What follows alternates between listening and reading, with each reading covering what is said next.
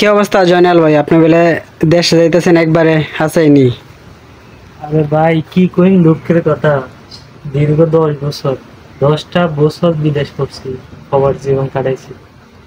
একটা দুইটা বোন বিয়ে দিছি, একটা ঘর দিছি, তারপরে দিয়ে সংসার চালাইছি। এখন যে বাড়িতে যামু, যে বাড়িতে যে বন্ধু বান্ধব বা বউ নিয়ে ঘোরাফেরা করুম, বা একটু ঘোরাফেরা করুম, পার্কে যাবো, আত্মীয় স্বজনের বাড়িতে যাবো, যে চলার মতো যে কিছু টাকা থাকে হাতে, মানে হ্যাঁ, এক টাকা নাই। 1 টাকা অনেক। মানে 10 বছর মানুষ বলে যে তুই বিদেশ করে কি করস, গেলে তো সময় হ্যাঁ, লাগবে, 10 বছর হ্যাঁ, এটা ঠিক কি আছে। করলি। তো ওই মানুষের বোঝানো যায় না। এই যে 10 বছর এখানে পড়ে দিয়েছি, মানুষের বলতে প্রবাসীদের কষ্ট কেউ বুঝে না। হ্যাঁ কেউ বোঝে না। এই যে 10 বছর এখানে পড়ে দিয়েছি, পড়ে হুম, দিয়েছি কি দুঃখে পড়ে দিয়েছি, একমাত্র আমি জানি, আমার ফ্যামিলি জানি।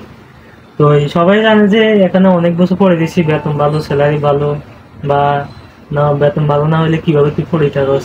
তো আমি বুঝি আর কি, আমি কেন পড়ে দিয়েছি। তো যাক, ইনশাল্লাহ বাড়িতে যাইতেছি। হ্যাঁ, আল্লাহ এখানে না এখানে রিজিক লাগছে। যেখানে পরবর্তীতে রিজিক থাকে সেখানে হয়তো আসবো, হুম, আল্লাহ যদি রাখে।